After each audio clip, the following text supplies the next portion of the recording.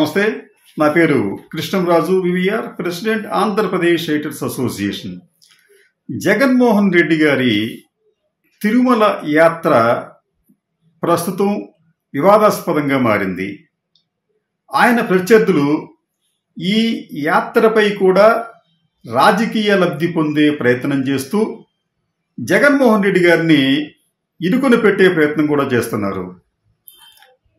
ఒకవైపు తెలుగుదేశం పార్టీ నాయకులు, మరోవైపు భారతీయ జనతా పార్టీ నాయకులు కూడా జగన్మోహన్ రెడ్డి హైందవేతరుడు కాబట్టి ఆయన తిరుమల స్వామివారి దర్శనానికి వెళ్లే ముందు ఒక డిక్లరేషన్లో సంతకం పెట్టాలి అని డిమాండ్ చేస్తున్నారు. నిజానికి దీనికి సంబంధించి AP revenue endowment rule 16, TTD general regulation rule 136 దీని ప్రకారం విదేశస్థులు కానీ హైందవేతరులు కానీ స్వామివారిని దర్శించాలి అనుకుంటే వారు మాకు స్వామివారి పట్ల అపారమైన భక్తి ఉంది అని ప్రకటిస్తూ ఒక డిక్లరేషన్ ఇవ్వాలి. గతంలో సోనియా గాంధీ గారు, అలాగే మాజీ రాష్ట్రపతి శ్రీ ఏపీజే అబ్దుల్ కలాం గారు కూడా ఇటువంటి డిక్లరేషన్ల మీద సంతకం పెట్టారు. కాబట్టి మీరు కూడా ఈసారి అటువంటి డిక్లరేషన్ మీద సంతకం చేయాలి అన్నది భారతీయ జనతా పార్టీ, అలాగే తెలుగుదేశం పార్టీ నాయకులు, జనసేన నాయకులు డిమాండ్ కూడా అలాగే ఉంది. అయితే ఒక్కసారి ఈ డిక్లరేషన్ ఫారం మీద సంతకం చేస్తే సరిపోతుంది, ఆ వ్యక్తి ఎన్నిసార్లు తిరుమల అయినా వెళ్ళవచ్చు అన్నది ఒక వాదన. అయితే దీనికి సంబంధించి జగన్మోహన్ రెడ్డి గారు 2009లోనే ఇటువంటి డిక్లరేషన్ మీద సంతకం పెట్టారు.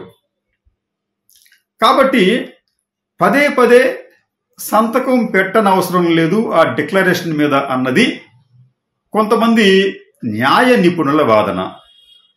దీనికి సంబంధించి టీటీడీ వద్ద కూడా సరైన గైడ్ లైన్స్ లేవు. అంటే ప్రతిసారి హైందవేతరులు వచ్చిన ప్రతిసారి కూడా డిక్లరేషన్ మీద సంతకం పెట్టాలా, లేకపోతే ఒకసారి పెడితే సరిపోతుందా అనే విషయం మీద టీటీడీ వద్ద సరైన గైడ్ లైన్స్ లేవు. దీనికి సంబంధించి బహుశా 2009లో ఆయన డిక్లరేషన్ ఇచ్చారు జగన్మోహన్ రెడ్డి గారు. 2021లో కూడా ఇటువంటి వివాదమే తలెత్తితే ఆ సమయంలో జగన్మోహన్ రెడ్డి గారు ముఖ్యమంత్రిగా ఉన్నారు. అయినప్పటికీ కూడా ఆయన తిరుమల వెళ్ళి స్వామివారిని దర్శించుకోవాలి అంటే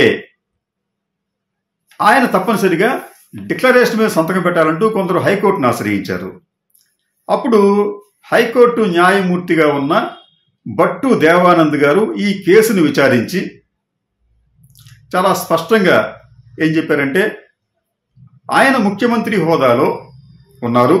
రెండోది, తిరుమల తిరుపతి దేవస్థానం ఆహ్వానం మేరకు జగన్మోహన్ రెడ్డి గారు తిరుమల వచ్చారు కాబట్టి ఆయన డిక్లరేషన్ మీద సంతకం చేయనక్కరలేదు అన్నది ఆయన ఇచ్చిన రూలింగ్. మరి టీటీడీ ఆహ్వానించింది అంటే మరి వారికి తెలియదా జగన్మోహన్ రెడ్డి క్రైస్తవుడు అని? మరి తెలిసి ఎందుకు పిలిచారు అన్నది ఒక మీమాంస.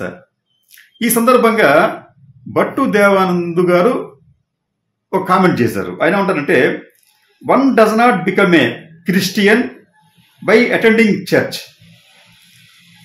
Reading Bible. Andhra high court జంక్స్ challenge to AP CMs Tirupati entry.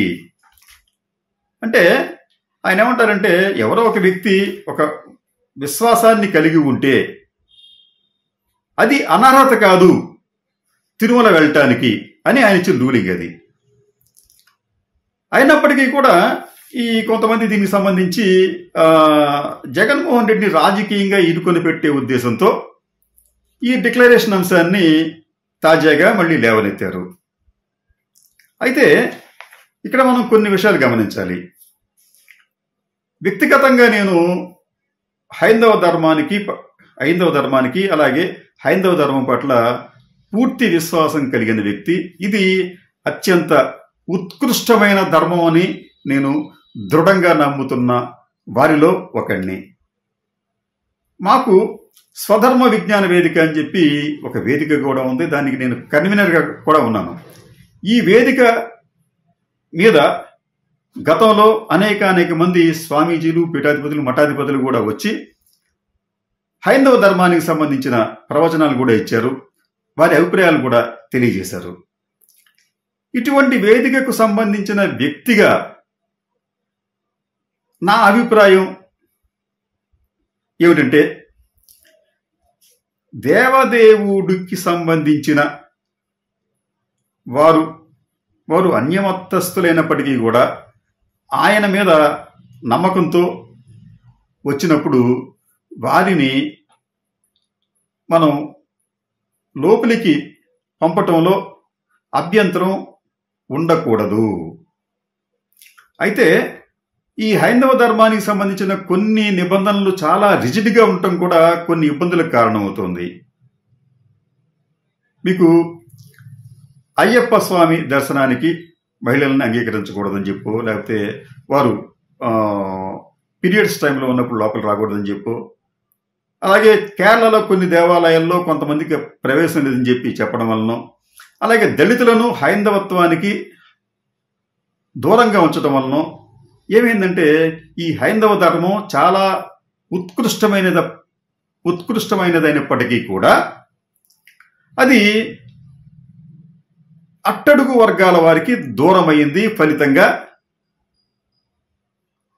ఇస్లాం, ప్రధానంగా క్రైస్తవ్యం వారందరినీ తమ హక్కున చేర్చుకుంది. ఫలితంగా హైందవ ధర్మం అనేది ఈ రోజున కాస్త బలహీనపడింది. ఇటువంటి నేపథ్యంలో హైందవ ధర్మాన్ని పాటించేవారు, హైందవ ధర్మానికి దిక్సూచిగా ఉన్నవారు విశాల హృదయంతో ఆలోచించటం అనివార్యంగా నేనైతే భావిస్తున్నాను.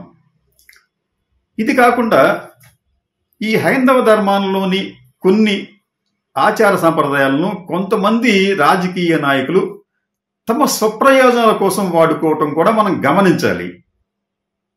అటువంటి రాజకీయ నాయకులు చేసే తప్పులను ఎత్తి చూపించే విషయంలో కూడా ఈ హైందవ ధర్మం పాటించేవారు ముందు ఉండాలి.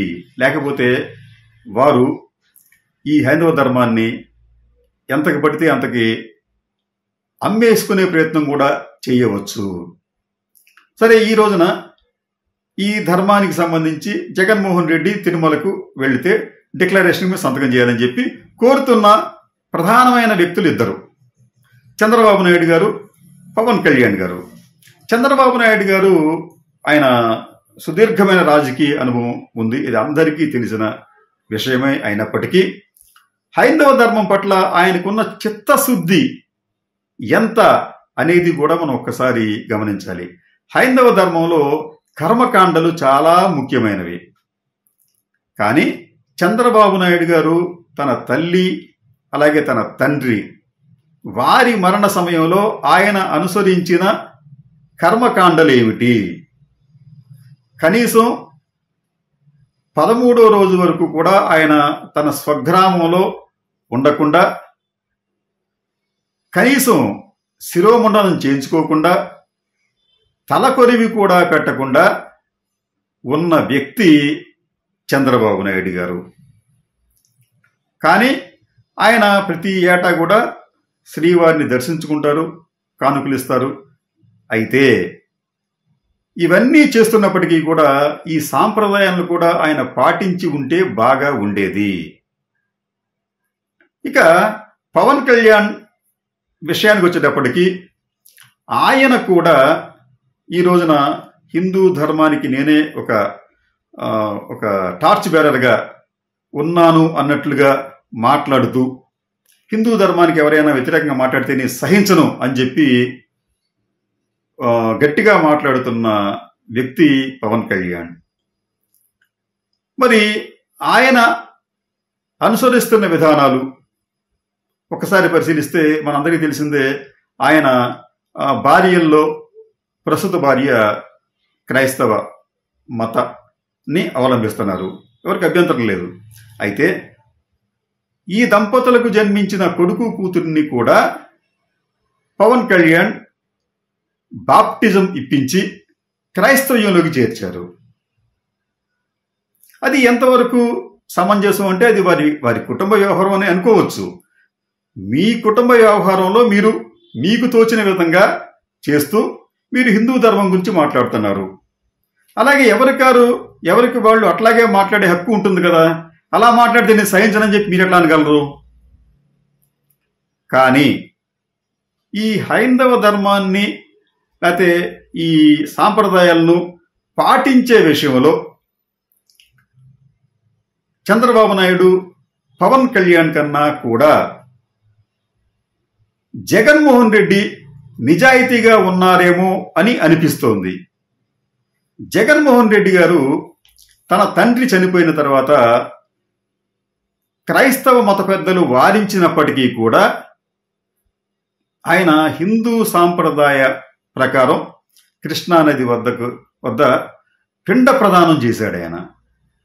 ఇది నిజానికి క్రైస్తవులు ఏమాత్రం సహించరు కూడా. ఆ తర్వాత జగన్మోహన్ రెడ్డి ఆయనకి సొంతగా చర్చ్ ఉంది. అయినప్పటికీ కూడా ఆయన రాజకీయ అవసరాల కోసమైనప్పటికీ కూడా క్రైస్తవ్యంలో ఉండే కఠినమైన నిబంధనలు అడ్డంకులను అధిగమించి పట్టించుకోకుండా ఆయన హిందూ దేవాలయాలను సందర్శించారు. యజ్ఞ యాగాదుల్లో పాల్గొన్నారు. నిజానికి చంద్రబాబు నాయుడు ఎప్పుడు కూడా స్పష్టంగా తిరునామాలు పెట్టుకున్న సందర్భాలు చాలా తక్కువగా ఉంటున్నాయి. కానీ ఈయన చాలా స్పష్టంగా అందరికీ కనిపించే విధంగా తిరునామాలు పెట్టుకున్నారు. అలాగే ఈ ఆచార సంప్రదాయాలు పాటించే విషయంలో కూడా నిష్టగా వ్యవహరించారు ఆయన. అంటే ఇటువంటి చేసేటప్పుడు ఆయన ఫాస్టింగ్ కూడా ఆయన చేశారు. సరే, ఏ పనులు పవన్ కళ్యాణ్ చేస్తున్నారు కదా అని అనుకోవచ్చు, చంద్రబాబు నాయుడు చేస్తున్నారు అని చెప్పి అనుకోవచ్చు. కానీ చంద్రబాబు నాయుడు పవన్ కళ్యాణ్ చేస్తే వారికి అడ్డు చెప్పే వర్గాలు లేవు, ఎందుకంటే వారు హైందవులుగా ఉన్నారు కాబట్టి. కానీ జగన్మోహన్ రెడ్డి ఈ హైందవానికి సంబంధించిన కర్మకాండలు అలాగే యజ్ఞాలు యాగాలు చేస్తూ ఉంటే క్రిస్టియన్స్ అందరూ కూడా దీనిని ఒక కంటగింపుగా చూశారంటంలో సందేహం లేదు. జగన్మోహన్ రెడ్డి హిందూ ధర్మం పట్ల ఆకర్షితుడవుతున్నాడు, ఆయన క్రైస్తవ్యాన్ని మంటగలుగుతున్నాడు అనే భావనలు కూడా కొంతమంది క్రైస్తవులు వ్యక్తం చేశారు. మరి కొంతమంది అయితే నువ్వు హిందువులతో ఉంటూ మా ఓట్లు ఎట్లా అడుగుతావు అని చెప్పి ఆయన కాకపోయినప్పటికీ కూడా ఆయన బంధువుల దగ్గర అటువంటి వ్యాఖ్యలు చేసినట్లుగా తెలుస్తోంది. అంటే ప్రతిఘటనలు ఉన్నప్పటికీ కూడా జగన్మోహన్ రెడ్డి పట్టించుకోకుండా హైందవ ధర్మానికి సంబంధించిన సాంప్రదాయాలను నిజాయితీగా ఆయన వర్తించారు, నిజాయితీగా వాటిని అమలు చేశారు. కాబట్టి హిందూ ధర్మం అనేది ఒక పవిత్రమైన గంగానది లాంటిది.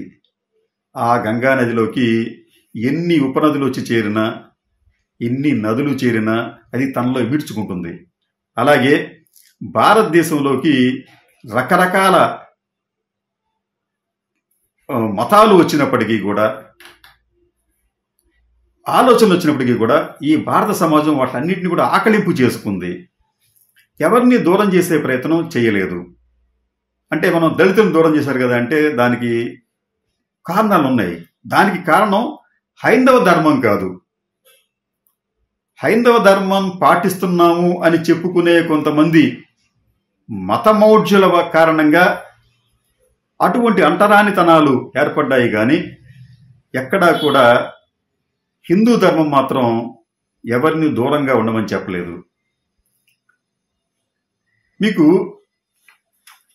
భగవద్గీతలో గీతాచార్యుడు ఒక మాట అంటాడు. ఆయన స్వధర్మం అనేది చాలా మంచిది.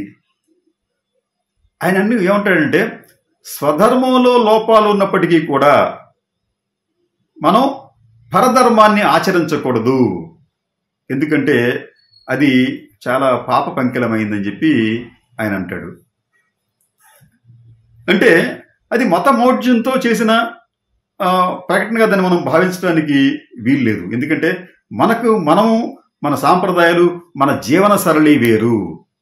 కానీ ఇతరులు వచ్చి దీనిని డిస్టర్బ్ చేస్తే మొత్తం భారత సమాజంలో ఉన్న ఉదాత్తమైన విలువలన్నీ కూడా కలుషితమవుతాయని చెప్పి ఆనాడే చెప్పాడు ఆయన. అదే భగవద్గీతలో శ్రీకృష్ణునికి మాట అంటాడు, 4 వర్ణాలు ఉన్నాయి, ఇవన్నీ కూడా వారు చేసే కర్మలను బట్టి కానీ కాదు, వారి యొక్క వ్యక్తిత్వాలను బట్టి ఈ వర్ణాలుగా ఏర్పడ్డారు అనేది ఒక భావన ఉంది. అక్కడ ఆయన ఏమంటాడంటే, ఇంకో గొప్ప విషయం, మీకు బ్రాహ్మణ్స్ ఉన్నారు, అదొక వర్ణం, అది వారికి వేద విజ్ఞానం లభించాలి. క్షత్రియులు ఉన్నారు, వారికి విజయం లభించాలి. వైశ్యులు ఉన్నారు, వారికి ధన సమృద్ధి లభించాలి అని చెప్పి అంటాడు ఆయన. అయితే ఈ మూడిటికి సంబంధించి ఒకసారి చిన్న విశ్లేషణ చేస్తే, బ్రాహ్మణ్స్కి వేద విజ్ఞానం లభించిన వారికి సంపాద విషయంలో ఎటువంటి గ్యారంటీ లేదు. ఎప్పుడు కూడా వారు ఆర్థికంగా ఇబ్బందులు పడుతూనే ఉన్నారు. ఇక క్షత్రియస్కి వచ్చేటప్పటికి మీకు విజయం లభించాలని చెప్పాడు. అయితే విజయం లభిస్తే రాజ్యం వస్తుంది, లేకపోతే స్వర్గానికి నరకానికి పోతావు, గ్యారంటీ లేదని చెప్పి అంటాడు ఆయన.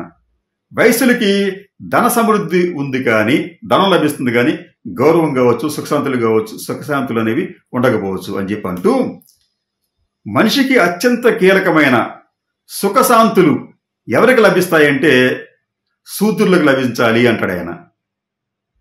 మరి మన పురాణాల్లో, లేకపోతే వేదాల్లో, లేకపోతే ఇతిహాసాల్లో ఎక్కడా కూడా ఏ వర్గాన్ని తక్కువ చేయకుండా చూశారు.